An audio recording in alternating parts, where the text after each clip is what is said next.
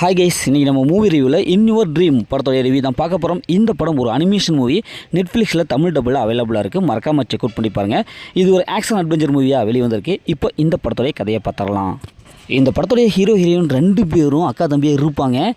இவங்களுக்கு ரொம்ப நாள் ஆசை, நமக்கு ஒரு சூப்பரான ஒரு ஃபேமிலி வேணும், அப்பா அம்மா இவங்க கூடலாம் சேர்ந்து நம்ம லைஃப்பை ஜாலியாக என்ஜாய் பண்ணணும் அப்படின்னு சொல்லிட்டு ரொம்ப ஏங்கிட்டு இருப்பாங்க. இப்படி போய்ட்டுருக்கிற சுச்சுவேஷனில் இவங்களுக்கு ஒரு புக்கு கிடைக்கும். அந்த புக்கில் கனவு உலகத்தில் ஒரு கடவுள் இருப்பார். அவர்கிட்ட போய் நம்ம நினச்சதெல்லாம் வேண்டணும்னா அவர் அப்படியே கொடுப்பாரு அப்படிங்கிற மாதிரி இருக்கும். அதேமாதிரி அந்த புக்கில் படிச்சிருக்கிற மாதிரியே இவங்க அதேமாதிரி தூங்குவாங்க. அதேமாதிரி கனவு உலகத்துக்கு போயிடுவாங்க.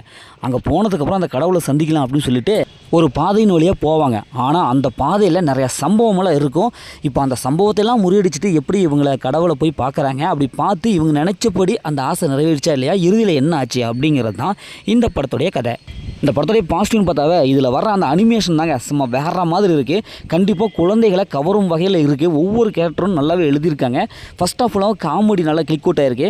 கண்டிப்பாக நான் சொன்ன மாதிரி குழந்தைகள் இந்த பார்த்தாங்கன்னா விட மாட்டாங்க, அடம் பிடிச்சி பார்ப்பாங்க. ஏன்னா அந்த அளவுக்கு ரொம்ப அட்ராக்டிவாக ஷார்ப்பாக அப்படியே எழுதியிருக்காங்க. இந்த அனிமேஷனுக்கு கொடுக்கப்பட்ட தமிழ் டபுள் வாய்ஸ் செம்மையாக இருக்குங்க. அந்த அளவுக்கு காமெடி ப்ரெசன்டேஷன்லாம் ரொம்ப நீட்டாக இருக்குது. ஏன்னா பெரியவங்க கூட ரசித்து பார்க்கலாம். ரசிக்கிற சீன்ஸ்லாம் நிறையவே இருக்குது. ஃபைட் சீக்வன்ஸ்லாம் நல்லாவே வந்திருக்கு. அதேமாதிரி அட்வென்ச்சர் காட்சிகள் நிறையவே இருக்குது. படத்துடைய பிஜிஎம் மியூசிக் நல்லாவே இருக்குது. ஒவ்வொரு கேரக்டருக்கும் சூப்பரான ஒரு பிஜிஎம் கொடுத்துருக்காங்க. அதேமாதிரி நான் சொன்ன மாதிரி அந்த சினிமோட்டோகிராஃபி ஒளிப்பதிலாம் செம்மையாக கொடுத்துருக்காங்க. படத்துடைய மைனஸ்னு பார்த்தாவே இதை நார்மல் மூவியாகவே எடுத்துருக்கலாமோ அப்படின்னு தான் தோணுது. ஏன்னா அந்தளவுக்கு கதை நல்லாவே இருக்குது. ஸ்க்ரீன் பிளே அந்தளவுக்கு ஸ்பீடாக இருக்குது. எந்த இடத்துலையும் லேக் அடிக்கலை, போர் அடிக்கலை. அதனால் அனிமேஷனாக பார்க்கும்போது கொஞ்சம் நமக்கு தடுமாட்டிருக்கு. ஏன்னா பெரியவங்களுக்கு பிடிக்காமல் போகலாம். ஏன்னா அந்தளவுக்கு வாய்ப்பு இருக்குது. படத்தில் அந்த மாதிரி சீன்ஸில் எதுவும் இல்லை, ஃபேமிலியோட பார்க்கலாம். மொத்தம் அந்த படம் சூப்பராக சும்மா இருக்கலாம். இந்த படம் ஒரு குட்டீஸ்க்கான ஒரு ஒத்தான மூவி தான்.